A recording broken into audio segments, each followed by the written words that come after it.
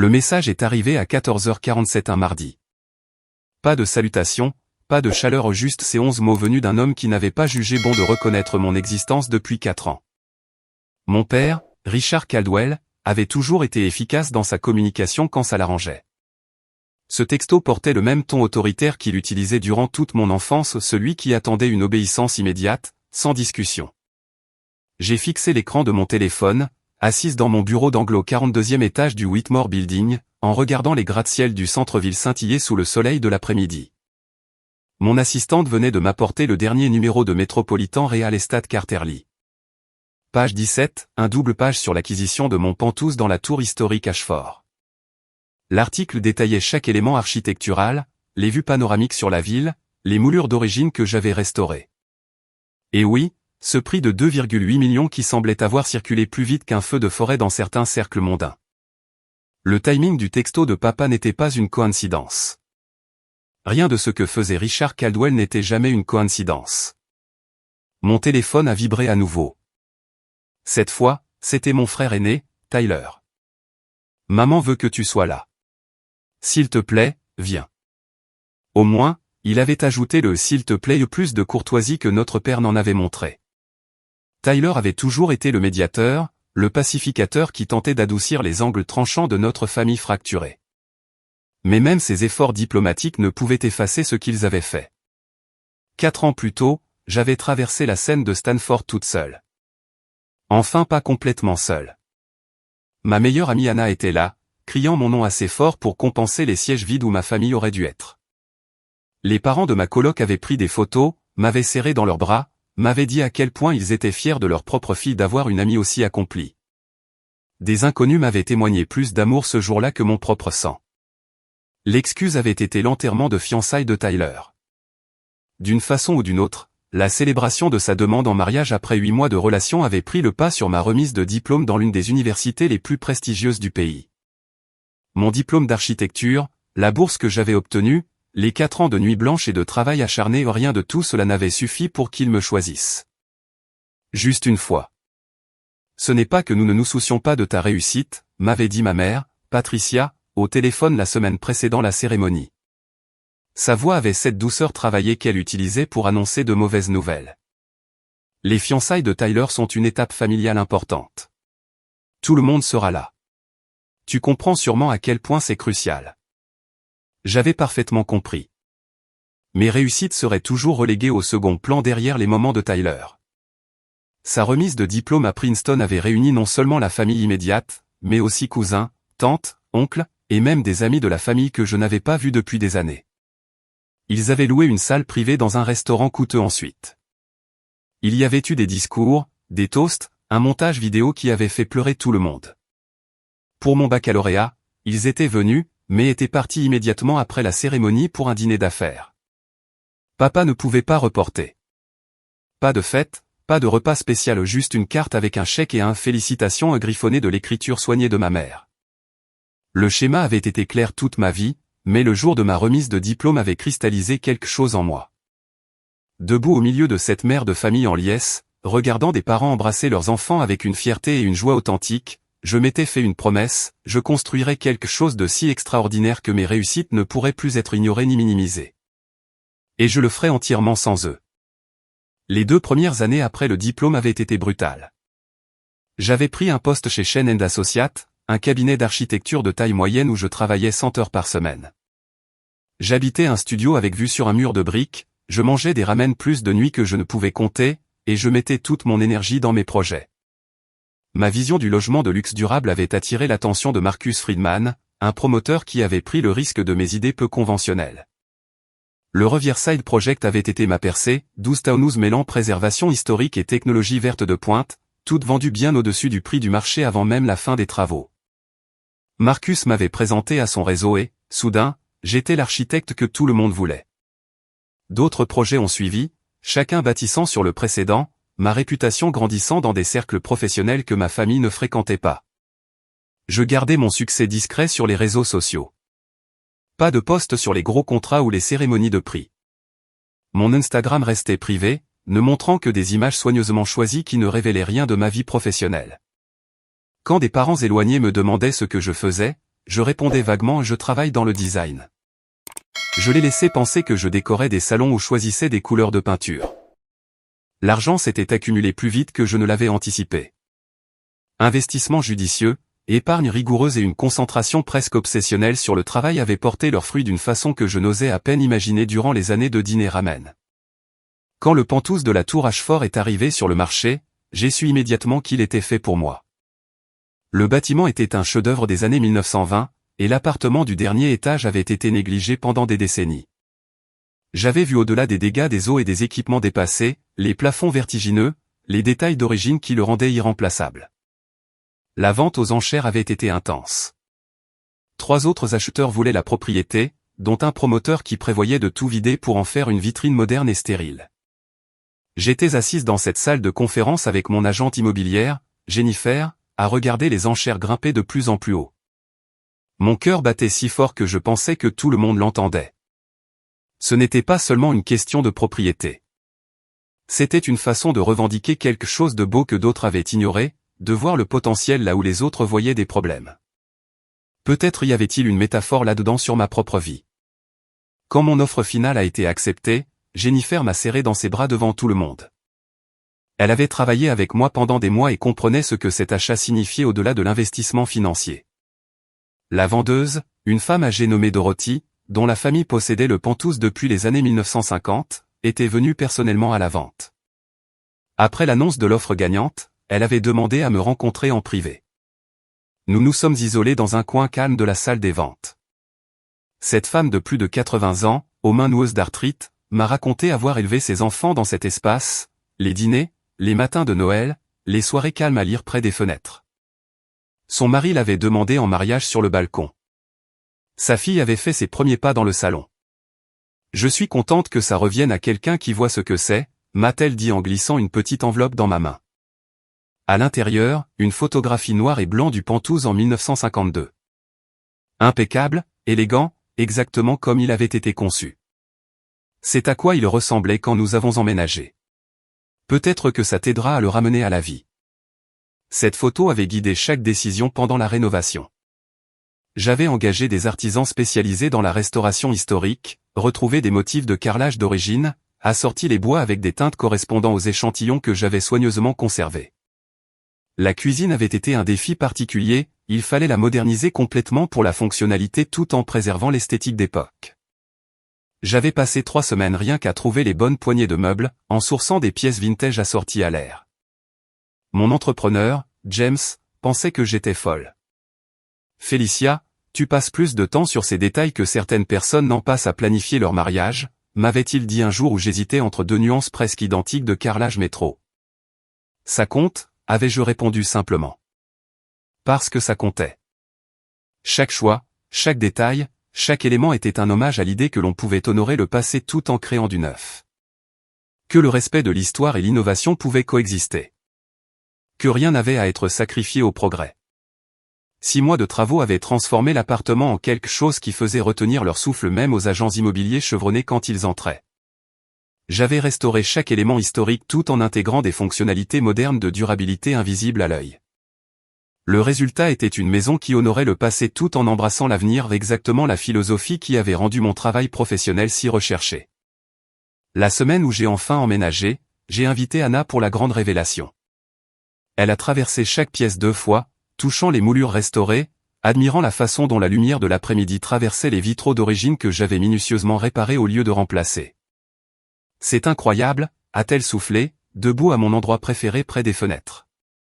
Félicia, ce n'est pas juste une maison. C'est de l'art.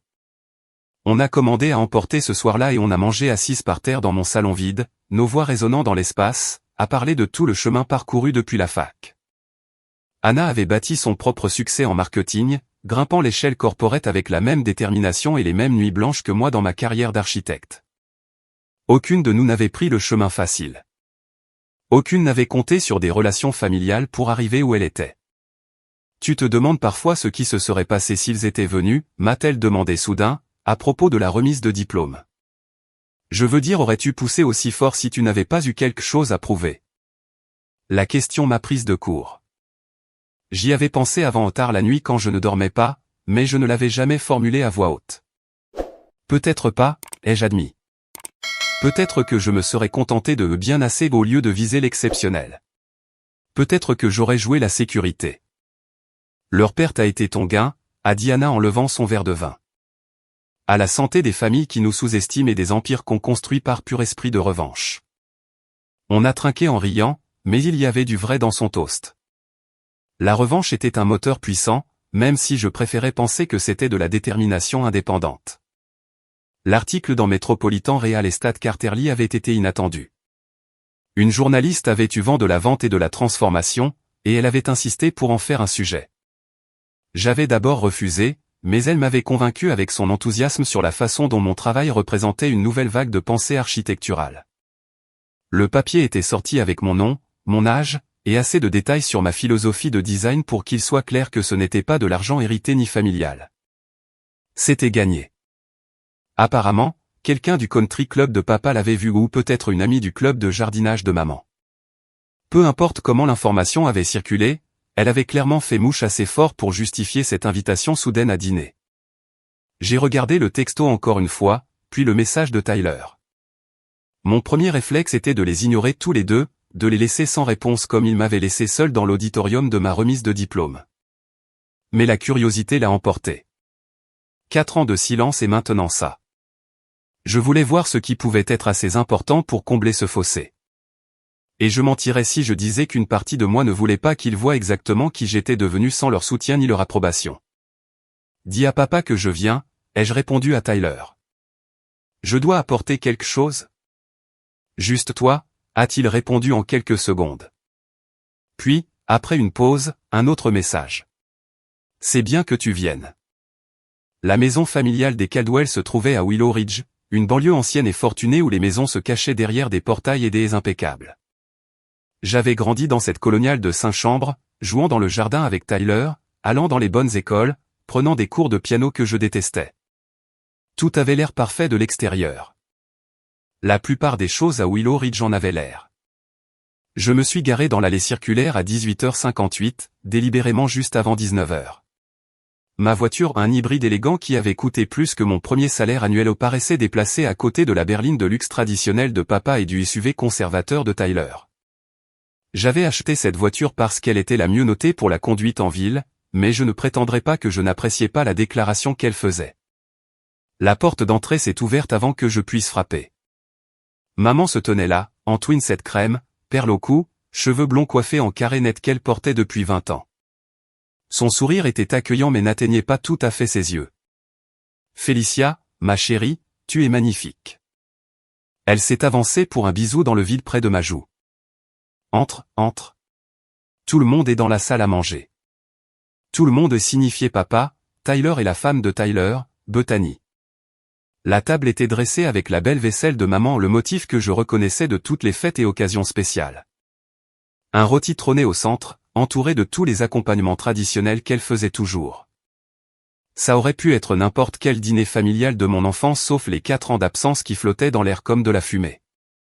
Félicia. Papa s'est levé et m'a tendu la main par-dessus la table, comme si nous étions des associés d'affaires. Il avait 62 ans maintenant, ses cheveux noirs entièrement argentés, sa posture toujours droite militaire, vestige de ses années dans l'armée avant de monter son cabinet de conseil financier. Content que tu aies pu venir. J'ai serré sa main, en répondant à sa poigne ferme. Ton texto semblait urgent. Mangeons d'abord, est intervenue maman avec douceur, déjà en route vers la cuisine. Tout est prêt. Félicia, tu aimes toujours le rôti, n'est-ce pas? Oui, en fait, ai-je répondu, surprise qu'elle s'en souvienne. Nous nous sommes assis.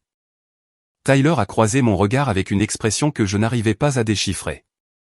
Bethany m'a souri chaleureusement, et j'ai ressenti une pointe de culpabilité. Elle m'avait contacté plusieurs fois au fil des ans au texto, invitation à prendre un café.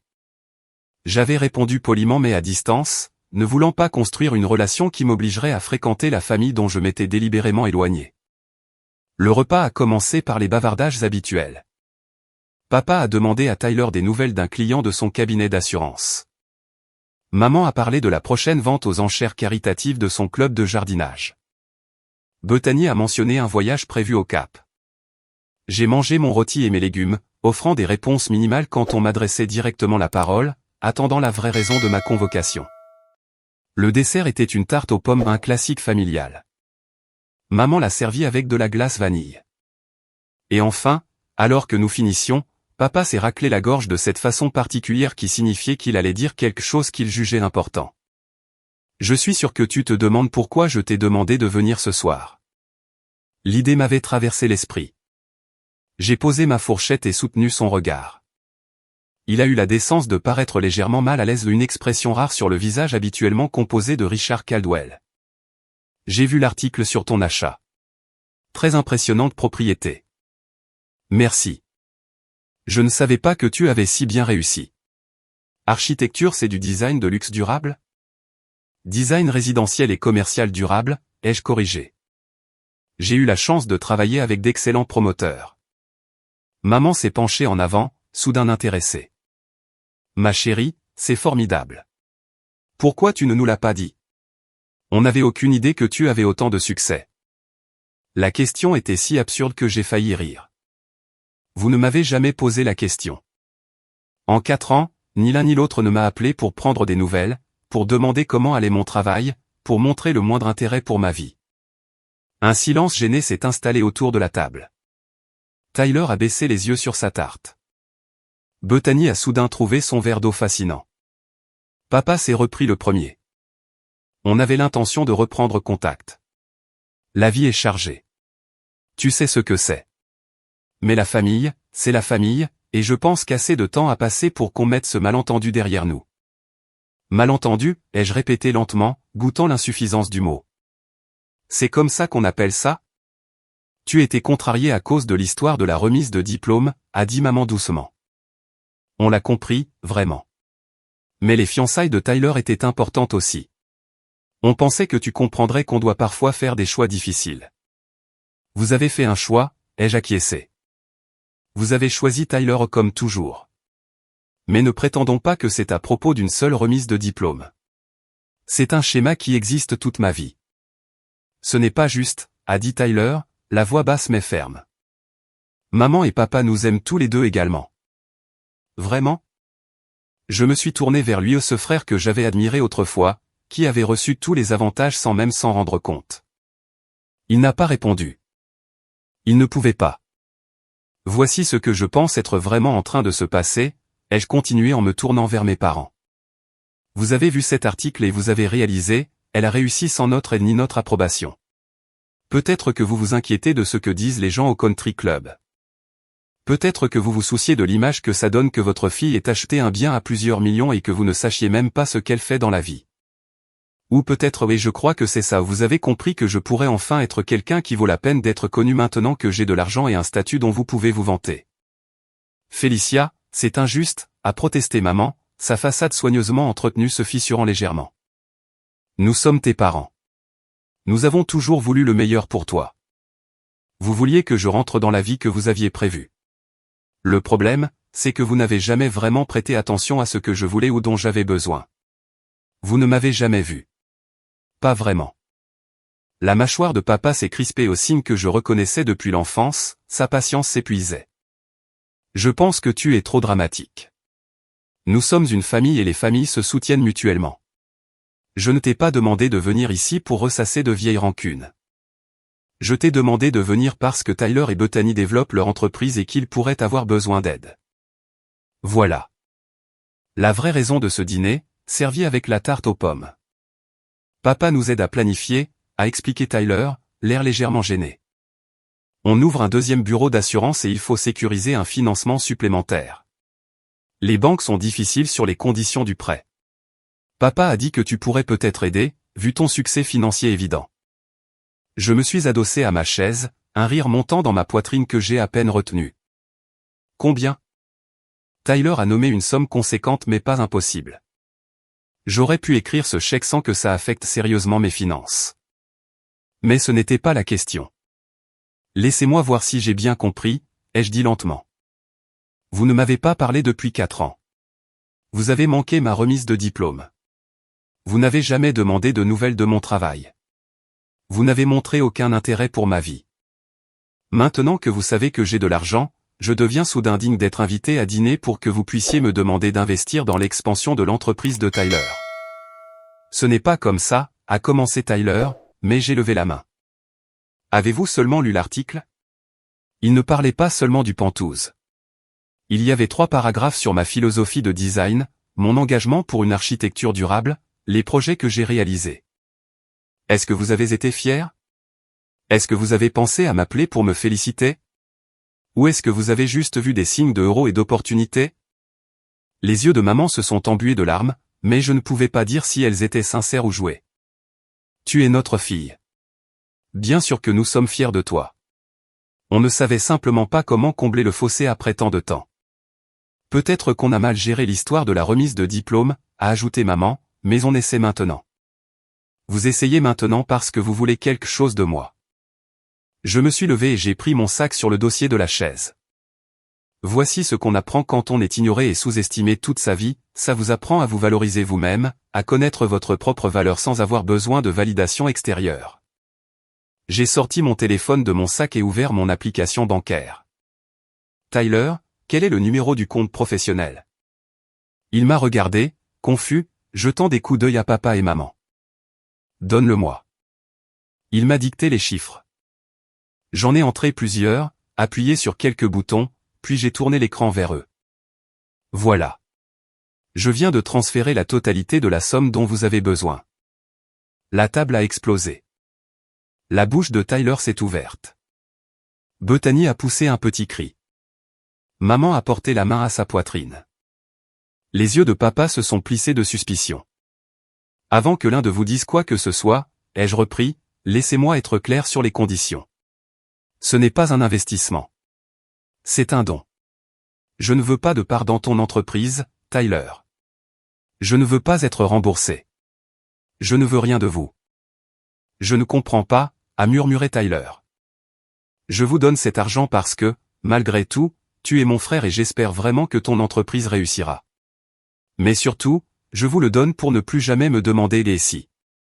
Pour ne plus jamais me demander si j'ai été mesquine ou si j'ai laissé des sentiments blessés m'empêcher d'aider la famille. J'ai regardé chacun d'eux tour à tour.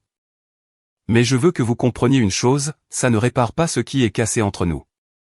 Ça n'efface pas 4 ans de silence ni toute une vie à être reléguée au second plan. J'ai attrapé mon sac. Cet argent vient avec une seule condition, je ne veux plus être contacté sauf si vous êtes sincèrement intéressé par moi en tant que personne, pas comme source de soutien financier ou de statut social. Pas d'appel pour des investissements, pas de texto quand vous avez besoin de quelque chose. Si vous voulez une relation avec moi, elle doit être réelle et elle doit commencer par des excuses sincères et la reconnaissance de la façon dont vous m'avez traité. Félicia, attends, a dit maman en se levant, tendant la main vers moi. Ne pars pas comme ça. Parlons-en correctement. On vient de le faire. J'ai souri sans humour. Je suis venu à ce dîner parce que vous me l'avez demandé. J'ai même apporté quelque chose avec moi. J'ai marqué une pause. J'ai apporté le succès que vous n'avez jamais pensé que j'atteindrais. J'ai apporté la preuve que je n'avais pas besoin de vous. Et j'ai apporté une générosité que vous ne méritez pas parce que je choisis d'être une meilleure personne que ce que mon cœur voudrait être. Le visage de papa est devenu rouge. Tu penses pouvoir acheter ton chemin hors des obligations familiales? La famille, ce n'est pas une question d'argent. Je me suis dirigé vers la porte. C'est une leçon que j'ai apprise de Hannah et de sa famille qui ont célébré ma remise de diplôme comme si c'était leur propre réussite. Ils m'ont montré ce que peut être la famille quand elle repose sur un vrai soin plutôt que sur l'obligation et la hiérarchie. Tyler m'a suivi dans le couloir. Félicia, je suis désolé. J'aurais dû le dire il y a des années. J'aurais dû réaliser ce que ma fête de fiançailles signifierait pour toi. J'ai été égoïste et insensible, et je le regrette depuis. Ces excuses m'ont prise au dépourvu. Parmi les membres de ma famille, Tyler avait toujours été celui avec qui je me sentais le plus proche même si cette proximité avait ses limites. Merci de l'avoir dit, ai-je répondu doucement. Ça veut dire quelque chose. J'ai essayé de t'appeler plusieurs fois après la remise de diplôme. Tu n'as jamais répondu. Je sais. J'ai vu tes appels. Je n'étais pas prête. J'ai croisé son regard. Peut-être qu'un jour je le serai. Mais ce jour n'est pas aujourd'hui, Et ce ne sera pas demain non plus. J'ai besoin de temps, Tyler.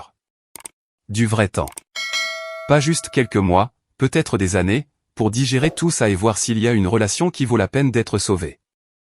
Je comprends. Et pour ce que ça vaut, j'ai lu tout l'article.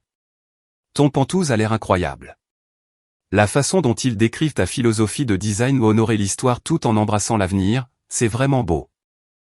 Ces mots m'ont touché plus que je ne l'aurais cru. Je peux te poser une question, a-t-il dit doucement. Pourquoi tu m'as vraiment donné cet argent? J'ai réfléchi soigneusement. Parce que je ne suis pas eux. Parce que briser un cycle commence par choisir d'être différent, même quand c'est dur. Et parce qu'une partie de moi espère peut-être qu'un jour on pourra être de vrais frères et sœurs au lieu de juste des gens qui partagent un ADN et une enfance compliquée. Il a hoché lentement la tête. J'aimerais ça aussi. Quand tu seras prête, si tu le es un jour, je serai là. J'ai quitté la maison des Caldwell et j'ai roulé jusqu'à mon Pantouse, les lumières de la ville se brouillant légèrement à travers des larmes inattendues. Toute la soirée avait été épuisante et cathartique à parts égales. J'étais venu en m'attendant à ressentir du triomphe, à leur montrer mon succès, à prouver que je n'avais pas besoin d'eux. Au lieu de ça, je me sentais vide, triste et étrangement libre en même temps. Mon téléphone a commencé à sonner avant même que je sois rentré en centre-ville. Maman a appelé 3 fois. Papa a envoyé 2 textos, ces messages alternant entre colère et tentative maladroite de réconciliation. Je les ai mis en silencieux et je me suis concentré sur la route. Anna m'a appelé alors que je me garais dans le parking souterrain de mon immeuble. J'ai répondu sur les haut-parleurs de la voiture. Alors, comment ça s'est passé? J'ai donné à Tyler l'argent dont il avait besoin et j'ai dit à toute ma famille exactement ce que je pense d'eux. Oh mon Dieu! Détail. Maintenant. Je lui ai raconté toute l'histoire pendant que je montais dans l'ascenseur, pendant que j'ouvrais ma porte, pendant que j'entrais dans la maison que j'avais créée pour moi-même. Anna a écouté sans m'interrompre, me laissant évacuer à voix haute. Tu vas bien? A-t-elle demandé quand j'ai eu fini. Honnêtement, je ne sais pas encore. Demande-moi dans quelques jours. Je me suis approché des fenêtres du sol au plafond qui donnaient sur la ville, la vue qui m'avait fait tomber amoureuse de cet endroit. Est-ce que j'ai fait ce qu'il fallait? Je pense que tu as fait exactement ce dont tu avais besoin. Tu as posé des limites. Tu as été honnête. Et tu t'es prouvé à toi-même que tu es capable de générosité même quand les gens ne le méritent pas. C'est plutôt puissant, Fel. Ou peut-être que j'ai juste gaspillé beaucoup d'argent pour faire un point. Cet argent n'est pas gaspillé s'il t'a acheté la paix intérieure et une forme de clôture. Et puis tu as largement de quoi faire. Future légende de l'architecture. J'ai ri malgré moi. Tu es censé être objective et me dire quand je suis dramatique. Je suis objective. Tu es absolument dramatique, mais tu as gagné le droit de l'être. Ta famille t'a ignoré pendant des années, puis est revenue ramper quand elle voulait quelque chose. Tu avais parfaitement le droit de leur dire leur vérité. Le fait que tu aies aussi aidé Tyler, c'est juste toi qui restes une bonne personne, même quand ce serait plus facile de ne pas l'être. On a parlé encore 1 heure de tout et de rien, comme on le faisait depuis notre première année à la fac quand on nous avait attribué la même chambre par hasard. Anna avait été là pour chaque moment important de ma vie d'adulte. Elle avait célébré mes succès, m'avait soutenu dans mes échecs, et ne m'avait jamais fait sentir que j'étais trop ou pas assez. Après avoir raccroché, je suis resté longtemps devant ces fenêtres, à regarder la ville palpiter en contrebas. Mon téléphone continuait de vibrer avec des messages que je n'ai pas lus. Finalement, je l'ai complètement éteint et je me suis servi un verre de vin, m'installant dans le coin lecture que j'avais conçu spécialement pour les soirées calmes comme celle-ci. L'article de Metropolitan Real Estate Quarterly était posé sur la table basse, là où je l'avais laissé ce matin. Je l'ai repris et je l'ai lu vraiment, pas juste survolé pour voir mon nom. La journaliste avait capté quelque chose d'essentiel sur mon travail, sur la philosophie qui guidait chaque décision de design. Elle avait compris ce que j'essayais d'accomplir d'une façon que ma famille n'avait jamais faite. 3 semaines se sont écoulées avant que Tyler ne reprenne contact. Son texto était simple. Les affaires marchent bien. Merci encore de croire en moi. Pas de pression, mais Bethany et moi organisons un dîner le mois prochain. Tu serais la bienvenue si tu veux venir. Pas de parents invités. Je n'ai pas répondu tout de suite. L'invitation est restée dans mes messages plusieurs jours pendant que je réfléchissais à ce que je voulais. Finalement, j'ai répondu. Peut-être. Laisse-moi y penser. Il m'a renvoyé un pouce levé et c'est tout. Pas de pression, pas de culpabilisation, juste une porte ouverte que je pouvais franchir si et quand j'étais prête. Les messages de maman sont devenus moins fréquents au fil des semaines et des mois. Elle est passée d'appels quotidiens à textos hebdomadaires, puis à des mises à jour occasionnelles sur les nouvelles familiales. Papa a complètement arrêté de me contacter après que je n'ai pas répondu à son 3e message. Je pense que sa fierté ne supportait pas le rejet, ce qui m'allait très bien. Ma carrière a continué à prospérer. Plus de projets, des budgets plus importants, des articles dans des magazines d'architecture nationaux. J'ai engagé une assistante et un architecte junior, commencé à planifier ma propre agence. Le succès que j'avais construit continuait de grandir, et maintenant je pouvais en profiter sans ce besoin lancinant d'approbation parentale que j'avais porté si longtemps. Anna m'a suggéré une thérapie, et j'ai trouvé une conseillère spécialisée dans les dynamiques familiales. La docteure Winters m'a aidé à comprendre que mes sentiments étaient valides, que je ne devais pas pardonner juste parce qu'ils étaient ma famille, et que prendre soin de moi n'était pas égoïste. Ces séances sont devenues un espace où je pouvais travailler les couches complexes de douleur, de colère et d'espoir qui venaient avec notre relation. 8 mois après ce dîner, j'ai accepté l'invitation de Tyler. C'était plus petit que je ne l'imaginais, juste lui, Bethany et 2 autres couples amis. On a parlé de son entreprise, de mon dernier projet, du travail de Bethany dans l'association caritative qu'elle avait rejointe. Personne n'a mentionné nos parents. Personne n'a demandé pourquoi j'avais été absente des événements familiaux. C'était juste un dîner avec mon frère et sa femme normale et confortable d'une façon que les interactions familiales n'avaient jamais été auparavant.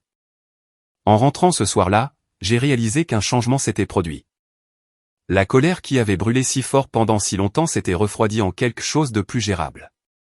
Je n'étais pas prête à me réconcilier avec mes parents. Peut-être que je ne le serais jamais. Mais je pouvais avoir une relation avec Tyler qui existait séparément de ce conflit ou une relation qui honorait les bons aspects de notre lien sans m'obliger à accepter la dysfonction. Mon téléphone a sonné le lendemain matin. Le nom de maman s'est affiché. Pour la première fois depuis des mois, j'ai répondu. Allô, maman. Félicia. Sa voix était incertaine, hésitante d'une façon que je n'avais jamais entendue chez Patricia Caldwell.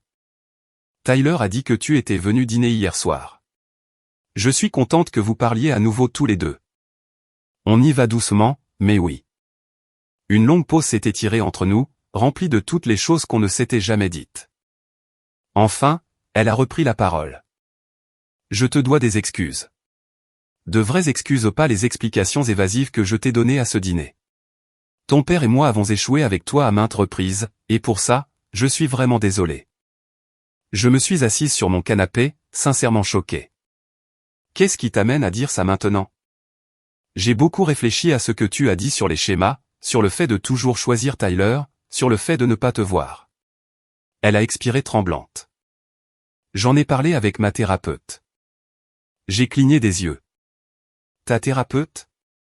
Oui, je vois une thérapeute maintenant. Sa voix a vacillé.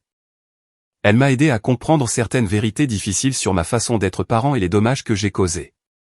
Je n'attends pas que tu me pardonnes tout de suite ou peut-être jamais, mais je voulais que tu saches que je t'entends et que je suis désolé. On a parlé 1 heure, pas d'argent, pas d'obligation, pas de qui était responsable de quoi. Elle m'a posé des questions sur mon travail vraiment posé, et elle a écouté mes réponses. Elle m'a parlé de sa vente aux enchères caritatives et de son jardin sans que ça sonne comme une performance. Ce n'était pas parfait. Des années de blessures ne s'effacent pas en une conversation. Mais c'était sincère d'une façon que notre relation n'avait jamais été auparavant. J'aimerais voir ton pantouse un jour, a-t-elle dit avant qu'on raccroche. Pas pour l'évaluer ou le juger, mais parce que tu l'as créé, et je veux comprendre ce qui est important pour toi. Peut-être, ai-je répondu. On verra comment les choses évoluent. C'est juste. Merci d'avoir répondu à mon appel, Félicia. Ça compte plus que tu ne le crois. Mon père n'a jamais présenté d'excuses. Au fil des mois qui se sont transformés en 1 année, il est resté la même figure distante qu'il avait toujours été, au juste sans la prétention d'implication parentale. J'ai fait la paix avec ça aussi. Certaines personnes ne peuvent pas changer, et attendre qu'elles le fassent ne mène qu'à plus de déception. L'entreprise de Tyler a prospéré. Il m'a remboursé l'argent que je lui avais donné malgré mes protestations. Tu as dit que c'était un don, et je suis reconnaissant, m'a-t-il dit. Mais ça compte pour moi. Laisse-moi faire ça. J'ai donné cet argent à un fonds de bourse pour des étudiants en architecture issus de milieux défavorisés. 2 ans après ce dîner fatidique, Anna s'est mariée et j'ai conçu et offert à elle et son mari leur maison de rêve comme cadeau de mariage. Maman est venue au mariage en tant que ma cavalière. Nous construisions quelque chose de nouveau prudemment, une relation basée sur qui nous étions maintenant plutôt que sur qui on nous avait forcé à être par le passé. Mon pantouse a pris de la valeur avec le développement du quartier. J'ai reçu des offres régulières d'acheteurs qui avaient entendu parler de la propriété. Je les ai toutes refusées. Cet espace n'était pas seulement un investissement ou un symbole de statut.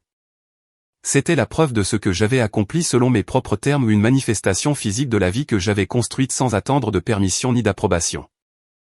Debout devant ces fenêtres lors des soirées calmes, regardant les lumières de la ville, je pensais parfois à ce jour de remise de diplôme il y a 4 ans. La douleur était toujours là, mais elle s'était transformée en autre chose, du carburant, de la motivation, un rappel que j'étais capable de bien plus que quiconque ne l'avait cru, y compris moi-même parfois. L'absence de ma famille m'avait appris à valoriser les gens qui se montraient. Leur négligence m'avait poussé à construire quelque chose d'extraordinaire.